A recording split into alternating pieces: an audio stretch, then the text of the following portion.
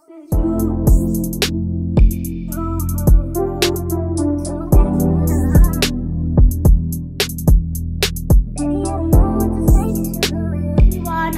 ব্লগটা শুরু হচ্ছে ইভিনিং থেকে।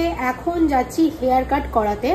তো দেখি কি হেয়ার কাট করাই। আজকে আমি অন্য কিছু করাবো না, আপাতত এটাই ডিসাইড করে যাচ্ছি। এবার দেখা যাক গিয়ে কি ডিসিশন হয়।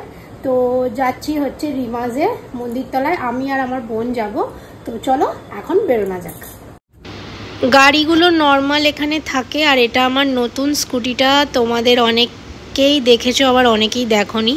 তো এখানে বৃষ্টিতে ভিজে ভিজে গাড়িগুলো পুরো কাদা হয়ে গেছে, আর এত রোদ লাগছে, ওই কারণে আমি আর গাড়ি নিয়ে গেলাম না। আর যাবার পথেই দেখতে পেয়ে গেছি ক্যাকটোকে। এই হচ্ছে ক্যাকটো, যাকে ক্যাকটো বলে ডাকলেই সাড়া দেবে মিন্স তাকাবে আর কি। তো এখন যাওয়া যাক। আর কি প্রচণ্ড গরম আজকে, তাই জন্য আমরা দুজনে এখানে আজকে টোটোতে করেই যাচ্ছি। আমি আর বোন, এই যে বোন, দুজনেই যাচ্ছি হচ্ছে হেয়ার কাট করাতে। আর রিমানির পার্লার মন্দিরতলাটাই যাচ্ছি, হাওড়া ময়দানেও আছে, ওখানেও যেতে পারো। তো আজকে গিয়ে তোমাদেরকে নতুন যে রিমাস স্যালনটা হয়েছে সেটা তোমাদেরকেও দেখিয়ে দেবো একটু। তো এখন যাচ্ছি, আর রাস্তায় আছি, কতটা কি শোনা যাবে জানি না। যদি ভয়েস ওভার দিতে লাগে পরে বাড়ি গিয়ে তখন দেওয়া যাবে।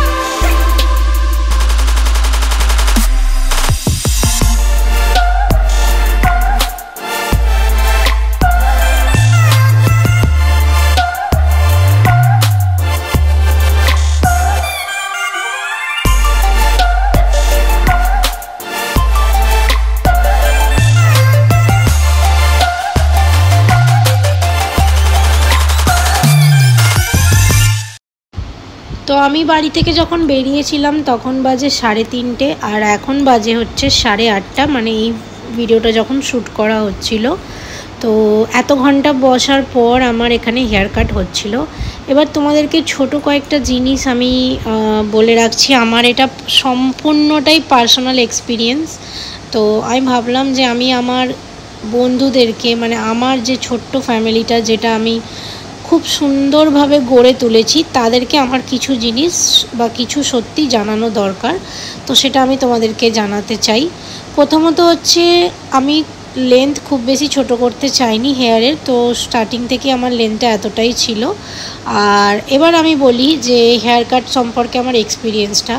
তো আমি এখানে আজ বলে নয়, যবে থেকে স্মুথনিং করিয়েছি তবে থেকে আমি এই স্যালনেই যাই। এখানেই আমি সমস্ত ট্রিটমেন্ট করাই, ন্যানোপ্লাস্টিয়া, কেরাটিন, স্মুথনিং, যা কিছু এখনও পর্যন্ত করিয়েছি তাই আমি সবটা এখান থেকেই করিয়েছি। তো আমার বলতে কোনো দ্বিধা নেই যে এখানের সার্ভিস, এখানের ট্রিটমেন্ট কতটা ভালো আর কতটা জেনুইন প্রোডাক্টের সাথে হয়। কিন্তু এবার আমি আসছি প্রাইস রেঞ্জের ব্যাপারে। তো অনেকের কাছে প্রাইস বেশি মনে হতে পারে, আবার অনেকের কাছে ঠিকও মনে হতে পারে। একটা দুটো ক্লায়েন্ট নিয়ে তো আর পার্লার চলে না, সবার অনেক অনেক ক্লায়েন্ট নিয়েই চলে, আর সেটাই হওয়া উচিত। তো এবার আমার এখানে হেয়ার কাট নিয়ে পার্সোনাল এক্সপিরিয়েন্স আমি তোমাদের সাথে শেয়ার করব আজকে। যেহেতু আমি শুধু হেয়ার কাট করিয়েছি, কোনো ট্রিটমেন্ট করাইনি, ট্রিটমেন্টের ব্যাপারে তাও আমি তোমাদেরকে আগে বলেই দিলাম। তো প্রথমত হচ্ছে হেয়ার কাটটা দেখে তোমরা বুঝতেই পারছো যে আমার হেয়ার কাটটা খুব একটা পছন্দ হয়নি। কারণ এক তো প্রথম কথা, আমি এত ঘন্টা বসেছিলাম এই সামান্য একটুখানি ট্রিম আর সামান্য একটুখানি লেয়ার কাটার জন্য। আমি স্টার্টিংয়েই বলে দিয়েছিলাম লেন্থ আমার যেটা আছে থাকবে, অল্প ছোট হবে, আর ফ্রন্টে একটুখানি লুকটা চেঞ্জ করতে চাইছি। কারণ যদি আমার ট্রিম করারই হতো তাহলে আমার এত ঘন্টা বসে থেকে কোনো প্রয়োজনই ছিল না এতক্ষণ বসে থাকার। তো অনেস্টলি আমার হেয়ার কাট পছন্দ হয়নি। এবার সেটার জন্য আমাকে অনেকে বলছে যে রিগ্রোথ হয়ে গেছে, সেই জন্য কাটিং হয়নি। কিন্তু আমি এরকমও দেখেছি যে অনেকের রিগ্রোথ হয়ে গেছে, তারপরেও তাদের ফেসের সাথে যাবে সেরকম সুন্দর কাটিং অনেকে করিয়েছে। আমি কোনো এক্সেপশনাল নই। তো যাই হোক, আমার এখানে কাটিংটা খুব একটা পছন্দ হয়নি, তো সেটা আমি ওনারকেও জানিয়েছি। তো দেখা যাক, এরপরে আমি ভাববো ইন ফিউচার এখানে কোনো দিন হেয়ার কাট করানোর জন্য। To be very honest, hair কাটের দিক থেকে আমার কাছ থেকে বিগ নো। কারণ আমি কোনো দিনই চাইবো না আমার যারা বন্ধু আছে বা যা আছে তাদেরকে আমি বলবো এখানে হেয়ার কাট সাজেস্ট করতে। এনি ট্রিটমেন্ট যদি করাতে চাও তো ডেফিনেটলি যেতে পারো, আদারওয়াইজ হেয়ার কাটের জন্য অবশ্যই যেও না। কারণ এখানে হেয়ার কাট সত্যি আমার ভালো লাগেনি। তো এর থেকে বেশি কিছু আমি আর এই ব্লগে বললাম না। তো তোমাদের ব্লগটা কেমন লেগেছে অবশ্যই আমাকে কমেন্টে জানিও। আমি দেখো জেনুইনলি রিভিউ দিতে পছন্দ করি, আর আমি সেটা শেয়ারও করলাম তোমাদের সাথে। তো তোমাদের আজকের এই ব্লগটা কেমন লাগলো আমাকে জানিও। আমি যে এক্সাইটমেন্টের সাথে গিয়েছিলাম সেই এক্সাইটমেন্টটা তোমরা আমার ভিডিওর শেষে অবশ্যই দেখতে পাচ্ছ না, সেটা বুঝতেই পেরেছো।